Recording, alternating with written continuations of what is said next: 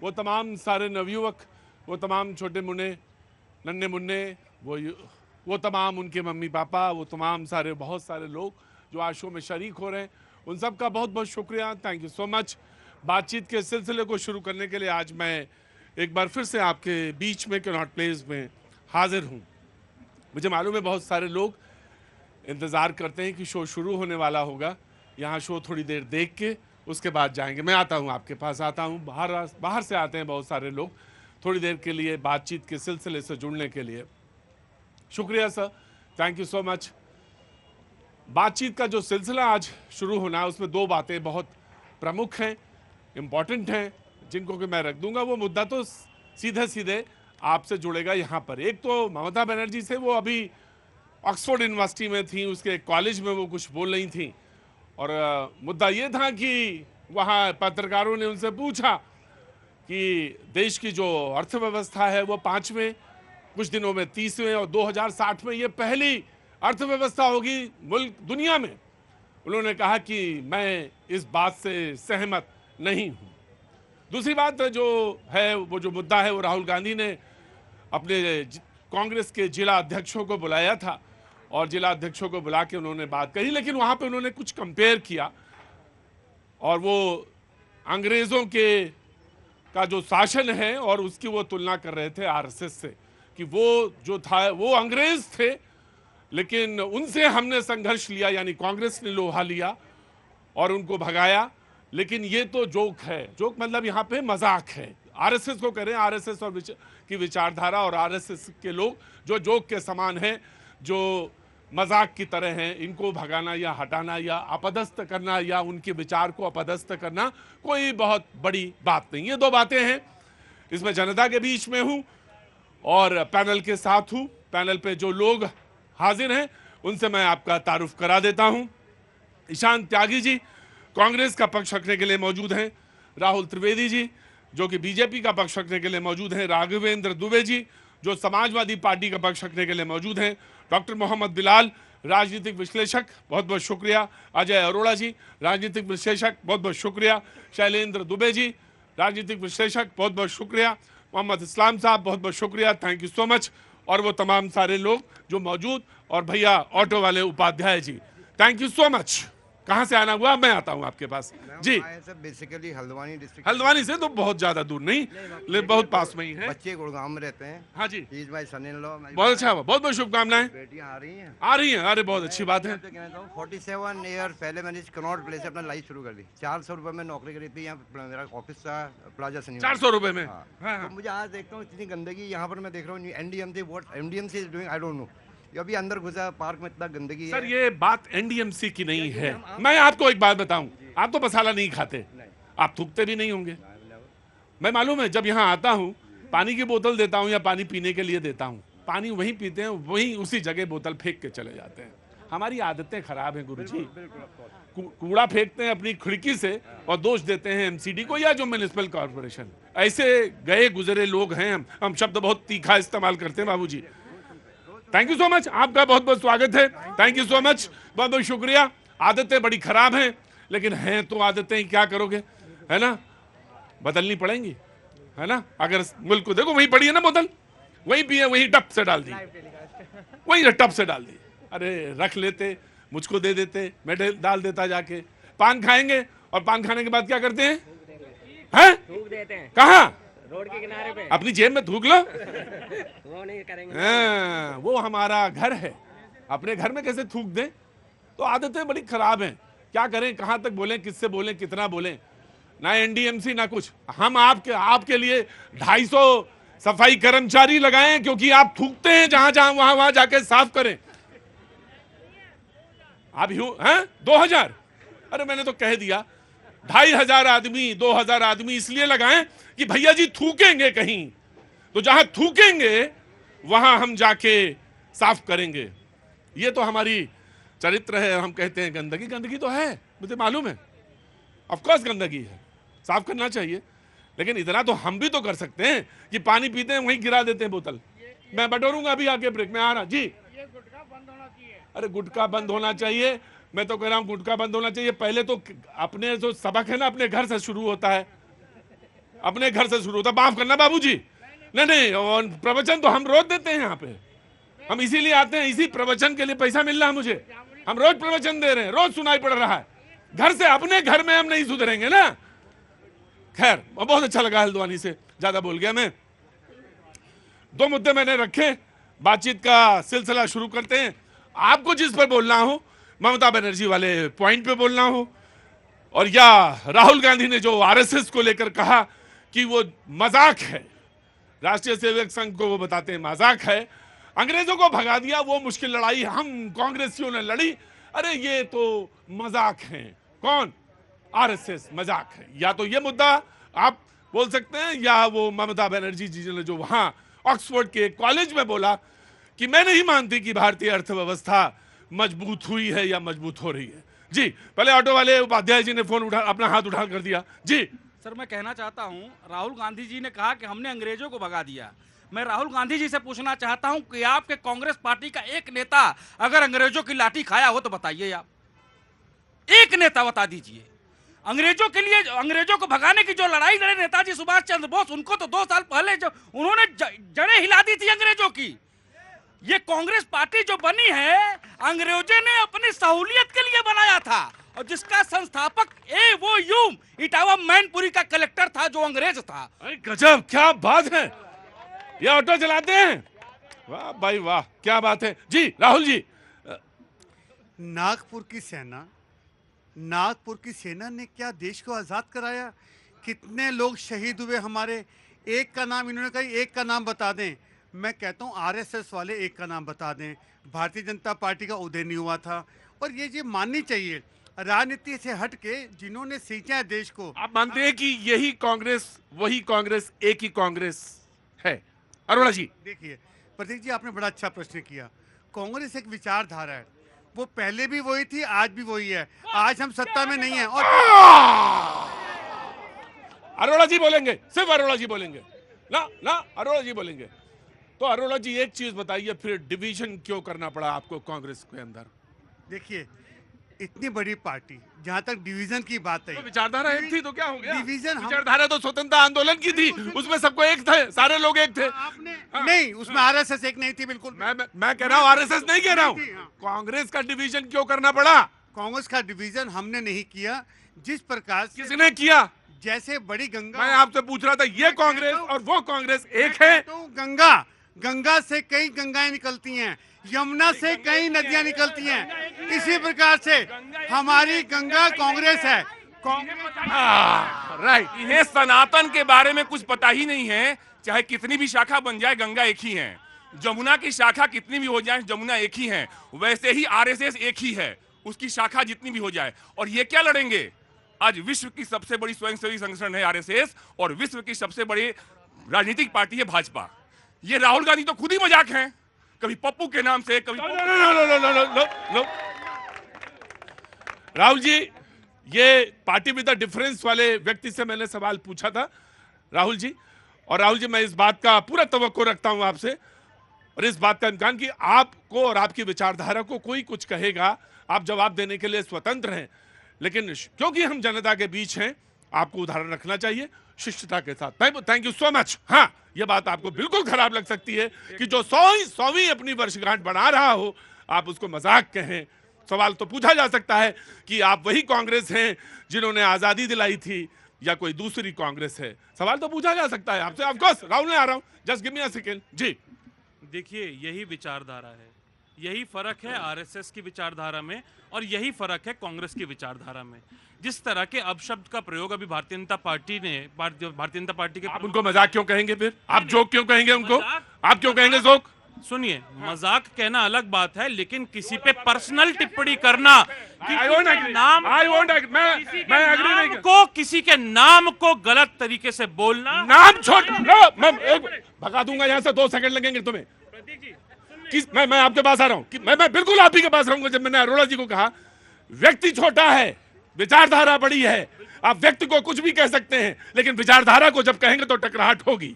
जी, आप व्यक्ति को गलत तरीके से बोलेंगे, किसी पे गलत, आप विचारधारा को क्यों बोलेंगे? किसी पे लांछन लगाएंगे। आप क्यों लांछन लगाएंगे? तो ये शर्मनाक शुरुआत आपने की, और यही फर्क है कांग्रेस में और आरएसएस और बीजेपी की विचारधारा में। मैं उदार दिल के साथ अपने नेता की तरफ से इनको माफ करता हूं, चाहिए माफी मांग। बहुत अच्छी बात, बहुत अच्छी बात, बहुत अच्छी बात।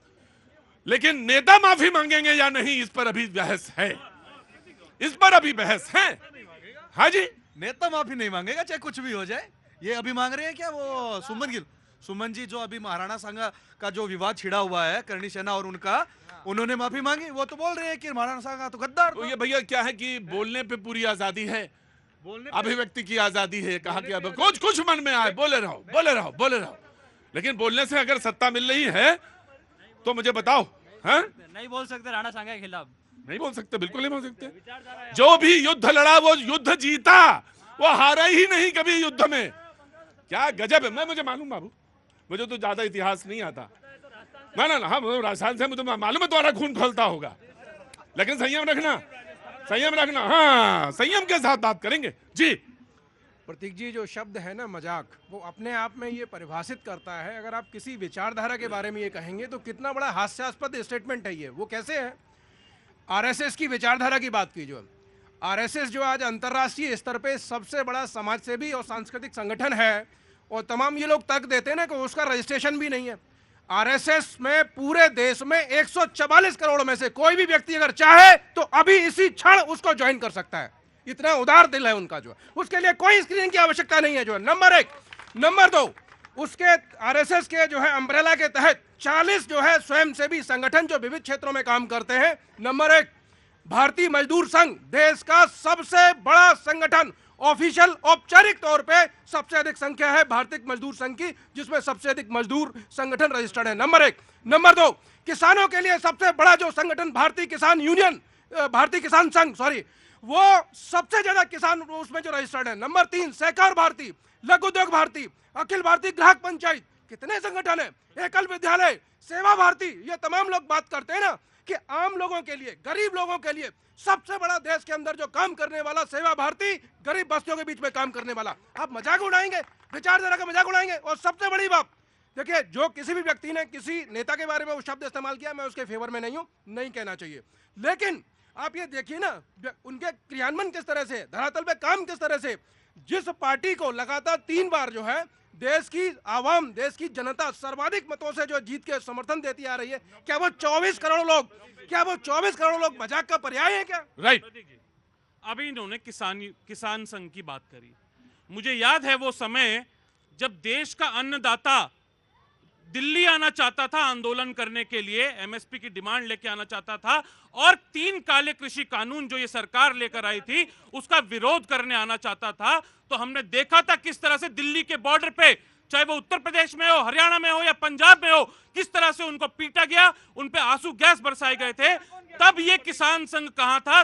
तब मोहन भागवत साहब, जो किसान संघ के अब अपने आप को सर्वे सर्वा मान सकते हैं आरएसएस के, क्योंकि अम्ब्रेला के नीचे आता है वो, तब उन्होंने क्या टिप्पणी करी थी या नहीं करी थी। दूसरी बात, जब एक एक करके लेंगे, 1 by 1, एक एक करके लेंगे, एक एक करके लेंगे, एक एक करके लेंगे। बिल्कुल, हम आप ही के पास आएंगे। मैं सबसे पहले तो बताना चाहता हूं, ये जो कांग्रेस ने मजाक बनाया, सबसे पहले तो आजादी के पहले की जो कांग्रेस थी और 1947 के बाद का जो कांग्रेस है, उसमें बहुत बड़ा डिफरेंस है।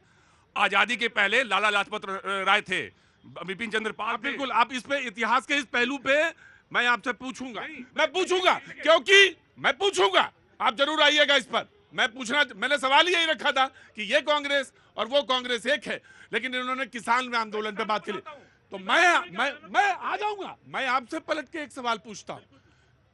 इस देश का, इस मुल्क का एक युवा कहता था कि हमारा जो अधिकार है उसको बोलने दो, आपने इमरजेंसी क्यों लगाई? प्रतीक जी, समय समय पर और आज भी आपकी डिबेट में मैं ये कह सकता हूं कि वो जो हुआ था उस समय वो गलत हुआ था, और उसका परिणाम इंदिरा गांधी जी को भुगतना पड़ा। और इसी जनता ने 2 साल बाद, मात्र 2 साल बाद, इंदिरा गांधी जी को सर आंखों पे बैठा के दोबारा प्रधानमंत्री ये इस भूधरा वसुंधरा और यहाँ के जो वोटर्स हैं या जो सपोर्टर्स हैं, उनका उदार चेता नाम, वो उदार दिल के आदमी है। लेकिन मैं आपसे पूछा, जब आप किसानों की बात कर रहे थे तो आपने, आ रहा हूं, तो ये जब आप किसान पे बात पूछ रहे तो बहस है ना, ये तो आपसे ये भी जस्टिफिकेशन पूछा जाएगा कि आपने इमरजेंसी क्यों इम्पोज की थी, तब आपको भी जवाब देना होगा। जी आ रहा हूं मैं आ रहा हूं कि ये कांग्रेस हो वो कांग्रेस हो, आपका जवाब। हाँ जी। अभी बताया गया कि बीजेपी विश्व की सबसे बड़ी पार्टी है, आरएसएस सबसे बड़ा संगठन है। तुम भी हो जाओगे, थोड़ा काम करते रहो, हो जाओगे तुम भी बड़े। बड़ा हुआ तो क्या हुआ, जैसे पेड़ खजूर, पंछी को छाया नहीं फल ला गया दूर। ऐसे बड़े होने का क्या फायदा जिसका जनता को फायदा ना मिले। अरे इन्हें जोक नहीं कहना चाहिए था, इन्हें कहना चाहिए था जोक। भाई जो लग करके जनता का खून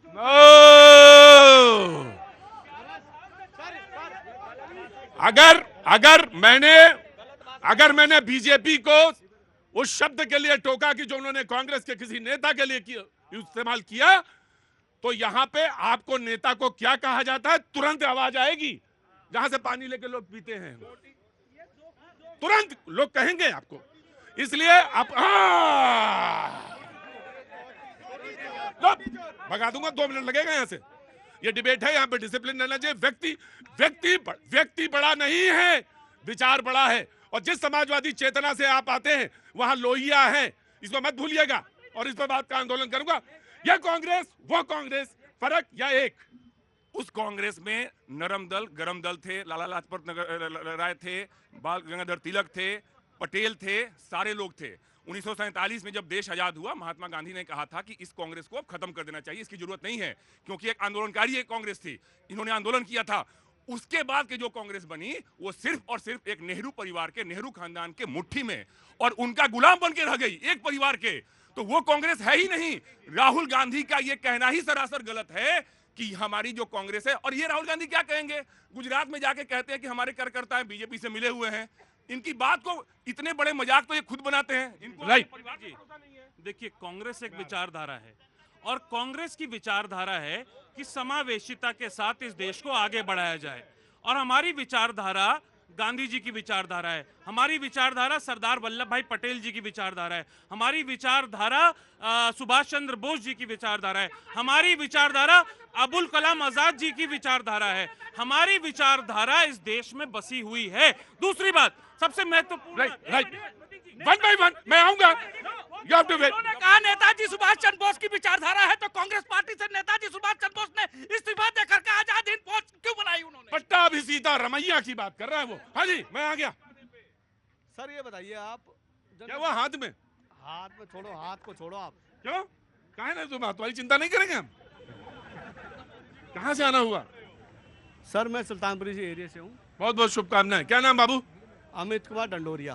डंडोरिया जी क्या काम करते हैं? सर मैं फार्मा सेक्टर में हूँ। बोलो। सर मैं ये कहना चाहता हूँ कि हमारे नसबंदी क्यों हुई थी सर?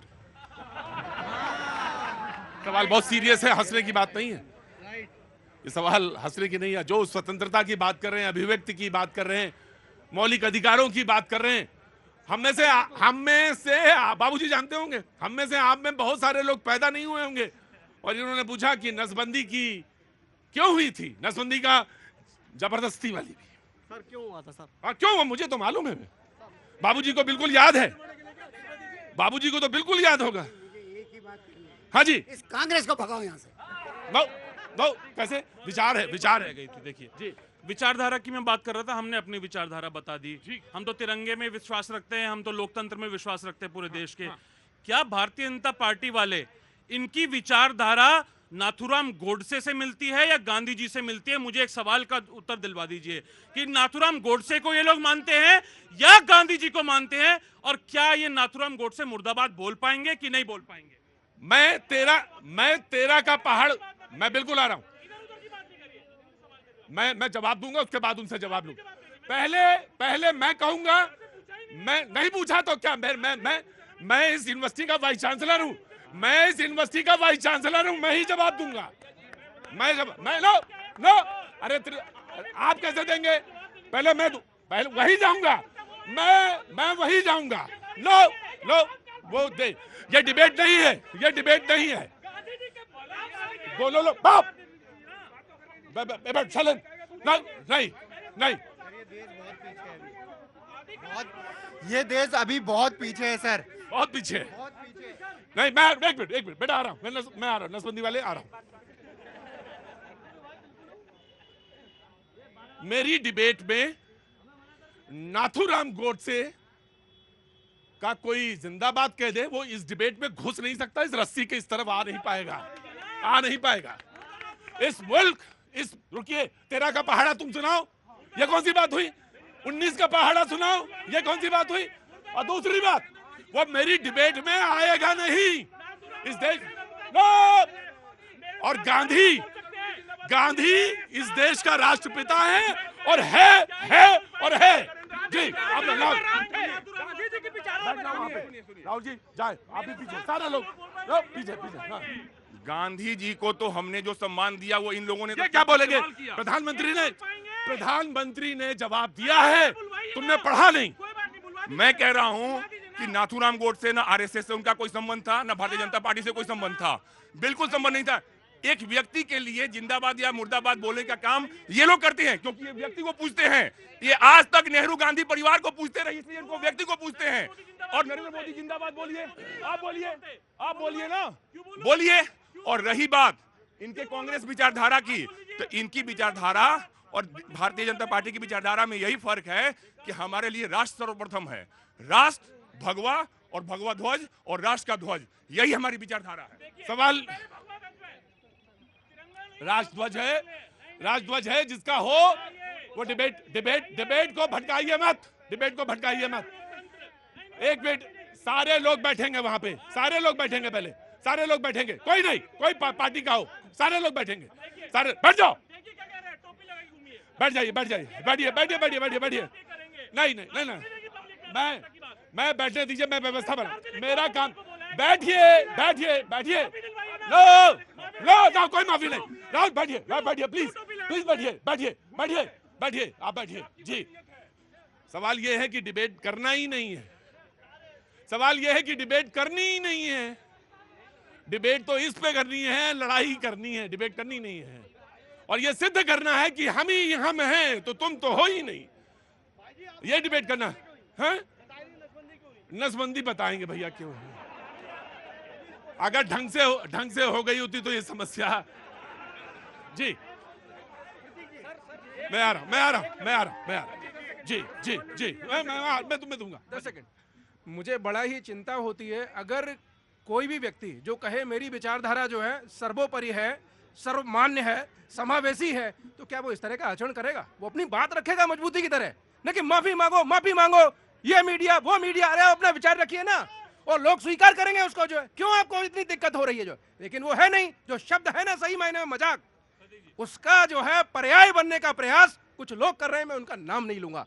व्यक्ति के आचरण से मजाक जो है प्रदर्शित होता है, न कि कहने भर से होता है। जो है और कौन कर रहा है लगातार कई वर्षों से, मुझे कुछ कहने की आवश्यकता नहीं है। अगर आपके विचार में दम है, अगर आपके क्रियान्वयन में दम है, आपकी जो है वो कहते हैं ना सोच में दम है, तो उससे विश्वसनीयता पैदा होती है। वो 1-2 दिन में नहीं होती, वर्षों के मतलब जो प्रधानमंत्री ने जब पॉडकास्ट में कह दिया, प्रधानमंत्री ने बोल दिया, तो फिर उसमें बहस करना कि ये है वो है, बार बार बोलना कोई औचित्य नहीं। हाँ जी, देखिए विचारधारा की बात है। अभी बात हो रही थी कि राष्ट्र के लिए क्या किया। जब लड़ाई चल रही थी, युद्ध लड़ी था, तो युद्ध में जो लोग लड़े नहीं, कौन नहीं लड़ा? जो आरएसएस के कौन लोग लड़े, युद्ध के लिए लड़े नहीं। मैं बताता, रुको,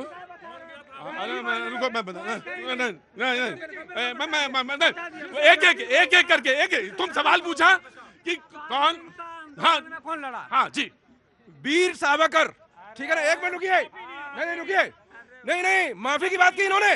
इनकी सबसे मजबूत प्रधानमंत्री स्वर्गीय श्रीमती इंदिरा गांधी के द्वारा उनके नाम पर डाक टिकट जारी किया या नहीं किया? जो है क्यों, क्या मतलब आपके गले में फंदा डाला था क्या आपको दबाव? किससे? क्या डाक टिकट किसको देते हैं भाई? जो अच्छा काम करता है। जो तो आप तय करिए, मजाक कौन है? आप तय करिए कि आप उसके साथ हैं, उस विचारधारा के या खिलाफ है। जो है जिस व्यक्ति को 2-2 बार जो है आजीवन कारावास दिया गया हो, जिसके परिवार में उनके भाइयों को आजीवन कारावास दिया गया हो, ये मजाक मतलब कौन कर रहा है, ये खुद देखने का आवश्यकता है। आरएसएस, मैंने आने तो डिबेट तैयार किया, और जब डिबेट तैयार करते हैं तो आपको ये तय करना चाहिए कि आप उसको पढ़ें, देख के आएं, समझाएं। और आरएसएस ने कोट किया है, आरएसएस के लोग कहते हैं, और उन्होंने कहा कि हेगडेवार 1921 में, और उसके बाद 21 में तो वो सिडाक्शन का जो है राष्ट्रद्रोह का मुकदमा उनके ऊपर चलता है, और उसमें वो बाकायदा अपनी पैरवी करते हैं, डॉक्टर हेगडेवार। उसके बाद वो in search of freedom, Jagdish Chandra Chatterjee की किताब है, आप उसको देख सकते हैं, उसमें उसका जिक्र करते हैं वो कि वो रिवोल्यूशनरी बंगाल और सेंट्रल प्रोविंस के बीच में और उसके अलावा इन सर्च ऑफ फ्रीडम में वो जो बुकलेट छपती है, इन सर्च, भाई सुनो मेरी बात, मैं हाथ उठा ले, इन सर्च ऑफ फ्रीडम में जिन लोगों का जिक्र है उसमें ये जिक्र है कि कौन रिवोल्यूशनरी था उस समय में, मौजूदा समय में। उसमें बाकायदा वो कोट करते हैं, आई कोटिंग, मतलब उसमें वो ये कहते हैं कि हेगडेवार जी का भी नाम उसमें शरीक था। देखिए बहुत सारे, चाहे भारत छोड़ो आंदोलन हो, किसका क्या इसका विरोध नहीं किया गया, क्या विरोध नहीं किया गया आरएसएस के? अब तो इस बात में तो तरफ खड़े थे, अब तो सही हो गया ना। ये भी कहा गया कि अंग्रेजों की मुखबिरी किसने की? तीन, जो अभी कह रहे हैं कि राष्ट्रवाद का नारा दे रहे थे, 3 रंग का राष्ट्र के झंडे का विरोध किसने किया था? इन्होंने नहीं किया था। भाई युद्ध नहीं लड़े, युद्ध नहीं जिनके जीवन में वो भी बड़े अभागे होंगे, या तो प्रण को तोड़ा होगा या तो रण से भागे होंगे। बात तो सही है कि अगर मुखबरी की बात है तो मुखबरी तो चंद्रशेखर आजाद की भी हुई। तो ऐसे तो पूरे रिवोल्यूशनरी आंदोलन में तमाम ऐसे उदाहरण हैं, तमाम ऐसे उदाहरण। इससे क्या सिद्ध करेंगे आप? जी, बहुत महत्वपूर्ण बात, क्योंकि वो माइक में नहीं आ पाई। आप बोलते हैं कि प्रधानमंत्री समावेशिता की बात करते हैं, आपने बोला कि उन्होंने किसी पॉडकास्ट में ऐसा बोला है। अभी उन्हीं किसी नहीं, जो करने आए अभी उस पर चर्चा हो रही थी, इसलिए मैं बता रहा हूँ, और 1.5 घंटा बोले हैं वो उस पर। कुछ दिन चर्चा हुई थी, कुछ दिन पहले मैं भी था उस चर्चा का। जी, आप सुनिए मेरी बात। राहुल त्रिवेदी जी ने, जो भारतीय जनता पार्टी के आधिकारिक रूप से प्रवक्ता हैं मेरे ख्याल से, उन्होंने ये ख्याल से नहीं हैं, माफ कीजिएगा, आप हैं प्रवक्ता, अच्छी बात है, लेकिन उन्होंने अभी, क्योंकि वो माइक में बात नहीं आ पाई, लेकिन सार्वजनिक यहाँ पे 200-300 लोग मौजूद हैं, उन्होंने ये बोला कि आप व्यंग करके कि आप टोपी पहन के घूमिए, इसका क्या मतलब है, इसका क्या तात्पर्य है? पहली बात तो ये। दूसरी बात देखिए, जिन लोगों ने कांग्रेस लेते चलिए, सवाल जवाब लेते चलिए। कांग्रेस पार्टी तुष्टीकरण की राजनीति करती है, और वही मैंने बोला है, और ये सिर्फ और हिंदू मुस्लिम लड़ाने की राजनीति करती है। प्रतीक जी देखिए, अगर हिंदू मुसलमान के बीज इस देश में किसी ने बोए हैं, या तो वो अंग्रेजों ने बोए थे उस समय, और या फिर भारतीय जनता पार्टी ने, आरएसएस ने, और इनके जो मिले जुले संगठन हैं, इन्होंने बोए। ठीक जवाब। मैंने कहा ना, मैंने कुछ देर पहले कहा था, 144 करोड़ में से कोई भी व्यक्ति अभी इसी क्षण अगर आरएसएस ज्वाइन करना चाहे तो वो ज्वाइन कर सकता है। नहीं, सवाल ये नहीं पूछा था, नो, सवाल ये पूछा था कि इस देश में विखंडन के बीज बोए तो या बीजेपी ने बोए। मैं आपसे हिंदू मुसलमान, मुस्लिम लीग क्या था भाई? मुस्लिम लीग का विरोध कांग्रेस पार्टी ने समय समय पर, उसी के साथ सरकार बना रहे थे, उसी के साथ सरकार बनाई है। और सुन लीजिए, जिस दिन मुस्लिम लीग ने ये प्रस्ताव पारित किया था कि पाकिस्तान बनना चाहिए, उसी दिन उसी की बरसी पे, मैं बरसी बोलता हूं उसको, उसी बरसी पे प्रधानमंत्री जी पाकिस्तान को लव लेटर लिखने का काम करते हैं। प्रधानमंत्री नरेंद्र मोदी, ये बड़ी शर्मनाक बात है। एक सवाल, आजादी के समय ये सर्वविदित है और ये स्वयं कह रहे हैं कि हमने ज्यादा आजादी में योगदान दिया, हम ज्यादा प्रभावी थे, तो भैया ये बता दो बेसिक सवाल कि तुम्हारा रहते जो देश के टुकड़े 2 कैसे हो गए? चलो बताओ जरा, बताओ क्यों देश के टुकड़े नहीं हुए?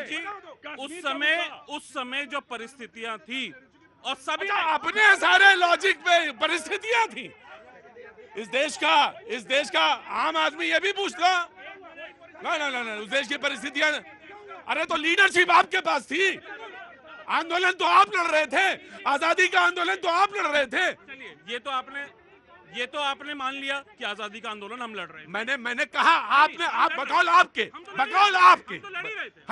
हाँ बकौल आपके। लेकिन उस समय पे कई सारे प्लेयर, अब मैं समझाने जाऊंगा तो आप समझिए। अब उस समय कई सारे उसमें प्लेयर्स हुआ करते थे। एक कांग्रेस थी, मुस्लिम लीग अलग थी, अंग्रेज अलग थे, जितने भी। मुस्लिम लीग कहां से आ गई थी? मैं जानना चाहता हूं, मुस्लिम लीग कहां से आ गई? अरे मुस्लिम लीग जिन्होंने बनाई, मोहम्मद अली जिन्ना, जिनके साथ आपने सरकार बना ली है, मजार पे जाके इन्होंने मत्था टेका था भारतीय जनता पार्टी वालों ने, उन्होंने बनाई थी मुस्लिम लीग, और उसमें प्रिंसली राज्य भी थे, जिसमें प्रिंसली स्टेट्स थी अलग। डॉक्टर बिलाल, मैं आ गया। डॉक्टर बिलाल, मैं एक बात कहना चाहता हूं, लोक लाज के बिना नहीं चलता, और कांग्रेस को सोचना चाहिए कि आज 2 भाइयों का बंटवारा करवाने वाली अगर कोई है तो वो ए.ओ. ह्यूम के नेतृत्व में बनी 1985 वाली कांग्रेस, जिसका रूप बदलकर आज ये जो त्यागी जी कह रहे हैं सम्मान के साथ, इनसे मैं पूछता हूं, मैं डॉक्टर मोहम्मद बिलाल आपसे पूछता हूं, आज मुसलमानों की दुर्दशा का कारण कौन है? वो आप हो, कांग्रेस हो। दूसरी बात सर, हमारी जो संस्कृति है, राहुल जी कह रहे हैं कि पहले तो लड़ रहे थे उनसे, अब लड़ रहे हैं आरएसएस से। दुश्मनी खूब करो, मगर ये गुंजाइश रहे कि जब कभी हम मिले तो शर्मिंदा ना हो। राहुल जी, मैं अदब के साथ कहता हूं, समाज को मत तोड़िए। मैं तो फिर सवाल ये भी बनता है कि नेहरू जी ने फिर बुलाया क्यों राष्ट्रीय स्वयंसेवक संघ को 26 जनवरी में? बुलाया क्यों? नहीं आप बता, नहीं रुकिए, या आप, अरे मेरे बहुत सारे सवाल सर आपके ऊपर नहीं, बहुत सारे सवाल जनता के पास भी होते हैं। आखिर अगर यही था तो फिर नेहरू जी ने बुलाया क्यों? ये प्रश्न खड़ा होता है। नहीं, मैं बिल्कुल आऊंगा आपके पास, बीजेपी ने कम बोला जी। देखिए, चाइना के वार में भी संघ के तरफ से हमेशा योगदान रहा लड़ाई में, और उसके बाद यही नेहरू जी, इन्होंने बैन भी लगाया, बैन लगाने की कोशिश भी की, लेकिन सरदार पटेल नहीं, गृह मंत्री वही थे, लेकिन प्रधानमंत्री कौन थे? प्रधानमंत्री भाई आप बोल रहे प्रधानमंत्री कौन थे?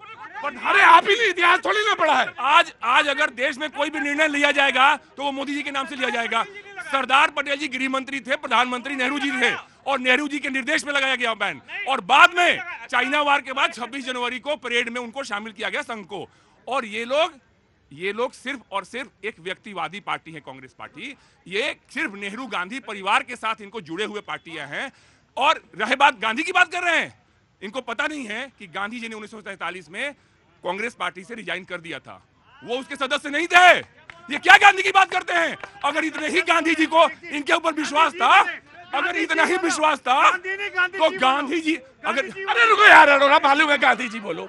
अगर इतना ही अगर इनको विश्वास था या गांधी जी को विश्वास था इनके ऊपर, तो 1947 के बाद भी गांधी जी उस कांग्रेस पार्टी के सदस्य रहते, और उन्होंने ही कहा था कि इस कांग्रेस को समाप्त कर देना चाहिए। आप बोलिए गांधी जी। बोलिए। इन्होंने चाइना की बात की। अभी चाइना पे क्या हुआ, जब गलवान वैली में हमारे शहीद हुए जवान, इन्होंने कहा था डरने की जरूरत नहीं है। इनके रक्षा मंत्री कहते हैं कि चाइना अंदर घुस गया, उनकी सेना। मैं तो कहता हूं नागपुर की सेना पहुंच गई थी, और नागपुर की सेना अपने लठ लेके उन्होंने चाइना को भगा दिया। मैं साधुवाद देता हूं आरएसएस को, जिस प्रकार ये मजाक है या कुछ और है? नहीं, ये मजाक वो ऐसा ही मजाक है कि सेवा दल ने भी सामने साथ, उधर चला सेवा दल, इधर से ये चला, क्या बहस को ले जाते हैं। कहाँ चले गए नसबंदी? ये मजाक है जो मैंने कहा, आप ये मजाक है मैंने जो कहा। क्या सवाल क्या पूछा था सर? मैंने कहा नसबंदी क्यों हुई थी सर? तुम्हारी तो, तुम तो पैदा भी नहीं हुए होगे तब। सर मैं पैदा हो गया था सर। पैदा हो गए थे? अच्छा, तुम्हारी उम्र है। बोले ये नसबंदी क्यों हुई थी? हाँ जी, और स्पेशली फॉर सम। हाँ, क्या रीजन क्या थे? नहीं, वो सब बीच में आ गया। मैं, क्या नाम है तुम्हारा? अंशु कुमार नाम है सर। हाँ अंशु, बताओ बेटा क्या करते हो? ये जो बोल रहे हैं कि वीर सावरकर के लिए बोल रहे हैं कि राम प्रसाद बिस्मिल ने भी मर्सी पिटीशन फाइल की थी, क्या वो भी देशद्रोही हैं? और ये जो बोल रहे हैं आरएसएस के लिए, वायनाड में जब आपदा आई थी तो सबसे पहले आरएसएस पहुंची थी, राहुल गांधी नहीं गए थे 250 कैमरे 300 कैमरे के साथ में। सर ये क्या लॉजिक लगाते हैं सर? कांग्रेस पार्टी ने तो देश को तोड़ा है। अगर आरएसएस नहीं रहती ना सर, तो ये देश कब का मुस्लिम राष्ट्र बन गया होता। मैं ये बोलते हुए मेरे को शर्म आ रही है, गलत मेरे को लग रहा है, मगर सर ये सत्य है।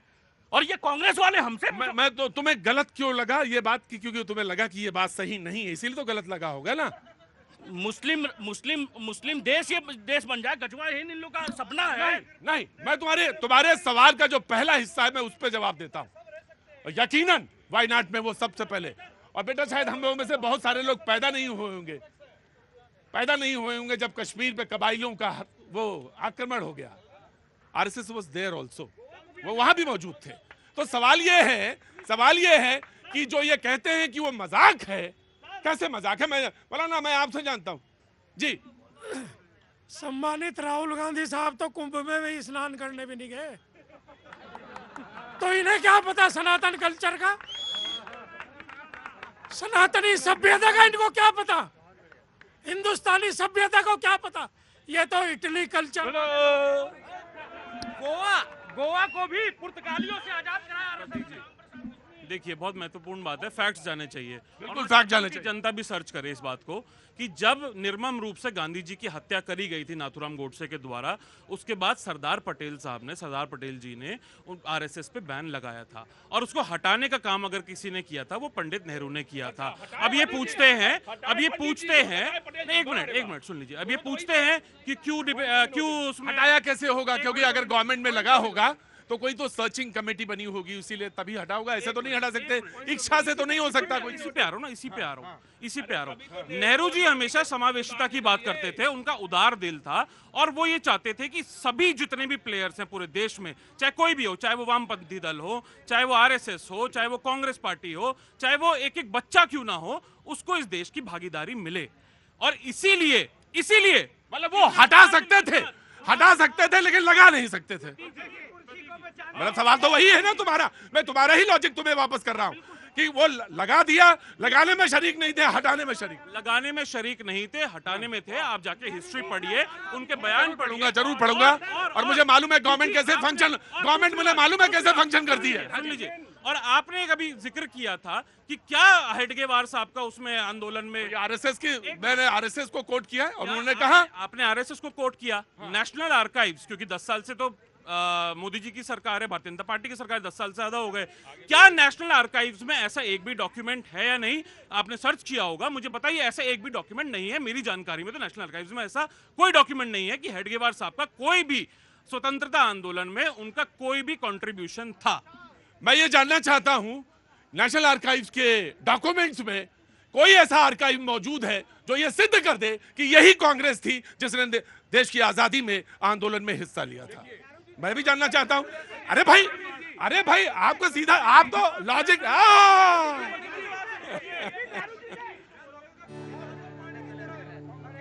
भाई बात समझने की कोशिश करिए। इस देश में सहिष्णुता, सामंजस्य, एकता और भाईचारे का मूल मंत्र है। आप सत्ता में नहीं आ पा रहे हैं तो अपनी नब्ज टटोलिए, पाजी का हाथ मत पकड़िए कि तेरी नब्ज से मैं पता करता हूं कि मुझे बुखार है या नहीं। नहीं तुम जाओ, अच्छा ऐसा काम करो, जहां मैं एक मिनट सुनो, जा रहे हो तो हो क्या आओ फिर अभी आ रहा। अगर आप सत्ता में नहीं आ पा रहे हैं तो आप अपनी नब्ज पे हाथ रखिए। बुखार, बिल्कुल आपको बुखार का पता चलेगा, ये नहीं कि दूसरे यहां ये तुम्हारा हाथ पकड़ा और देखा कि तेरे बुखार है। अरे भाई यू सर्च, आप सर्च करिए ना कि पता करें। मैं आया जी, मैं यही कहना चाहता हूं, उन्होंने गांधी जी के ऊपर जब पहली बार अटैक हुआ था तो नेहरू जी देश के प्रधानमंत्री, देश प्रधानमंत्री थे, और रोक लगाते, उनको जो है सिक्योरिटी देते, क्यों नहीं आपने दिया? पहली बार अटैक हुआ था गांधी जी के ऊपर, यह भी बात समझना चाहिए। और दूसरी बात, आप कह रहे हो नाथूराम गोडसे मुर्दाबाद, मैं कहता हूं आप नाथूराम गोडसे गांधी जी की आत्मा थी, राम, आपने राम को काल्पनिक बताया, आप गांधी जी की आत्मा के हत्यारे हैं। आपने गांधी जी की आत्मा की हत्या की, मैं नाथूराम गोडसे मुर्दाबाद बोलने को तैयार।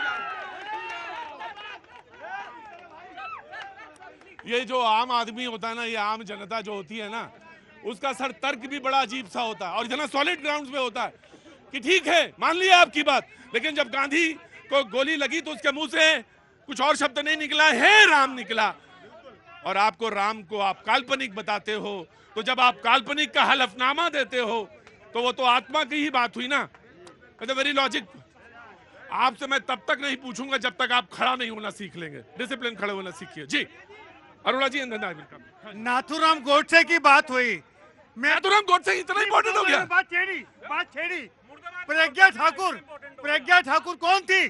प्रज्ञा ठाकुर कौन है? उससे नाथूराम गोडसे के लिए क्या बोला, गांधी जी के लिए क्या बोला? पहले भारतीय जनता पार्टी ये बताए हमारे को, इस सब पूरी पब्लिक को बताए कि नाथूराम गोडसे के लिए, गांधी जी के लिए बीजेपी की नेता प्रज्ञा ठाकुर जी ने क्या कहा। नहीं, अभी तो तमाम सारे नेताओं का हम निकाले, प्रज्ञा ठाकुर को दोबारा टिकट मिल गया। किसको?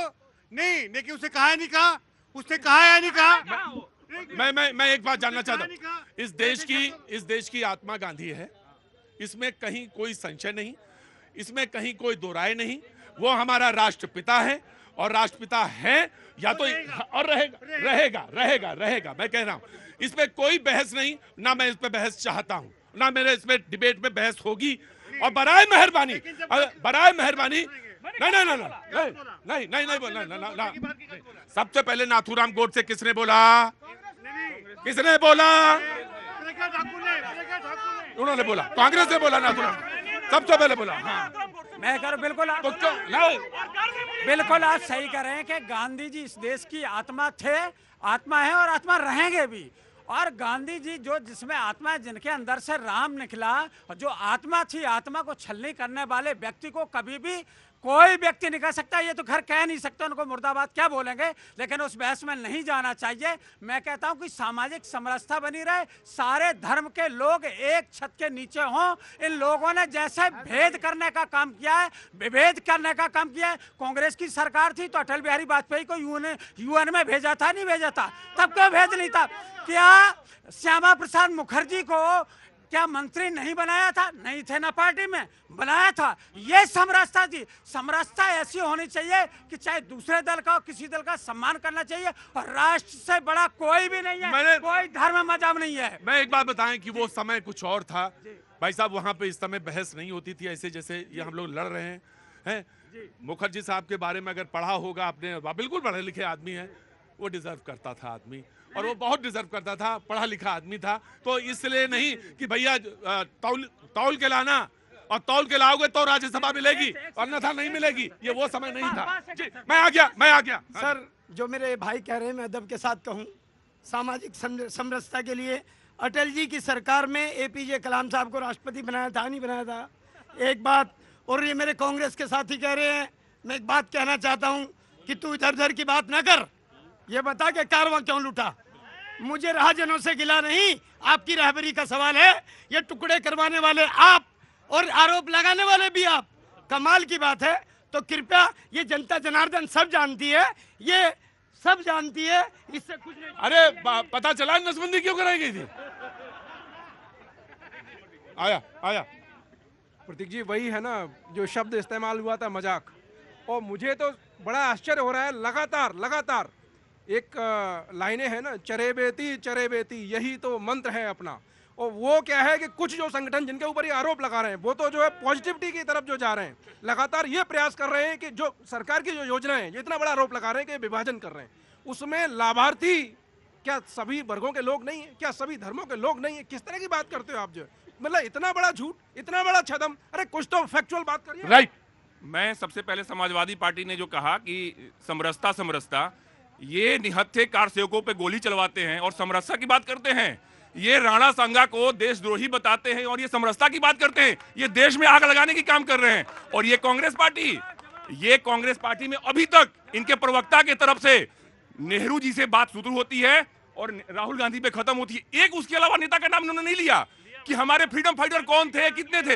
एक नाम नहीं, राजीव जी का नाम लेंगे, इंदिरा गांधी का नाम लेंगे, बस ये नहीं नाम लिया, अभी ले रहे हैं हमारे कहने पर। ये सिर्फ व्यक्तिगत पूजा करने वाली पार्टी है।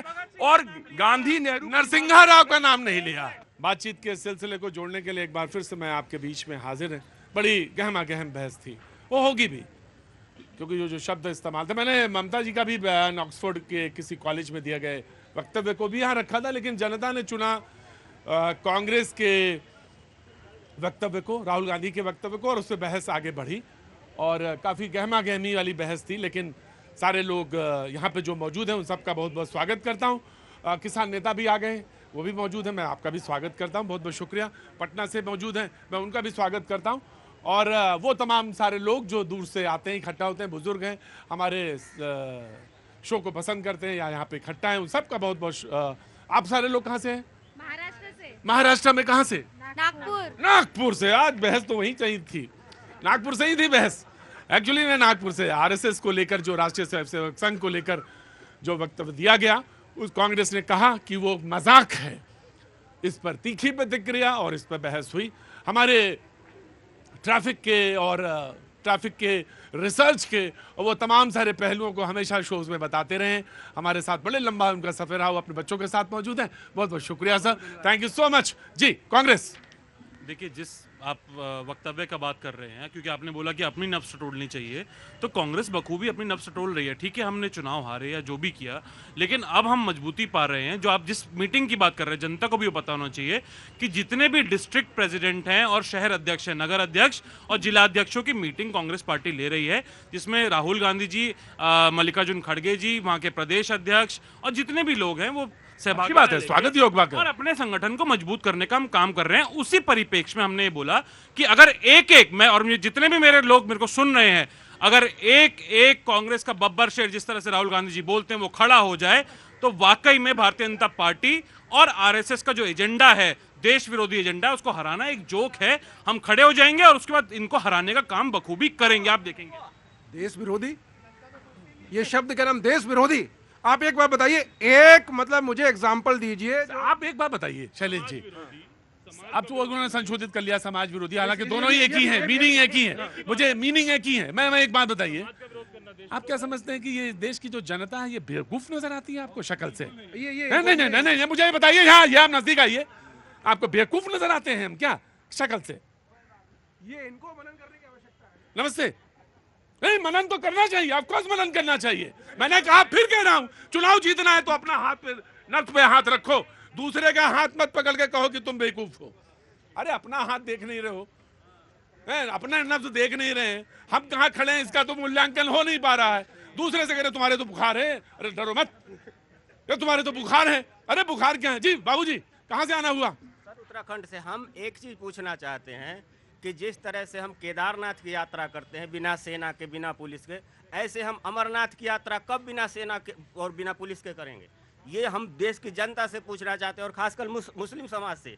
ये समाज की सहिष्णुता का और समाज की एकता का, समरसता का मापदंड पे सवाल उठाते हैं कि जरूरत ही ना पड़े, हम जाएं बेखौफ होके जाएं, निडर होके जाएं और वहां पहुंचे, कोई सेना या किसी चीज की जरूरत ना पड़े।